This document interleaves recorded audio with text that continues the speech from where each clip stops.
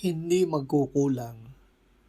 Sinabi ni Apostol Pablo sa mga taga-Pilipos, "Hindi sa ako'y naghahanap ng kaloob, kundi hinahanap ko ang bunga na dumarami para sa inyo.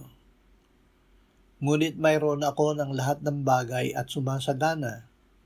Ako'y busog, palibasa'y tumanggap kay Epaprodito ng mga bagay na galing sa inyo, na babangong samyo, isang handog na kaaya-aya at kalugod-lugod sa Diyos. At pupunuan ng aking Diyos ang bawat kailangan ninyo ayon sa kanyang mga kayamanan sa kaluwalhatian kay Kristo Jesus.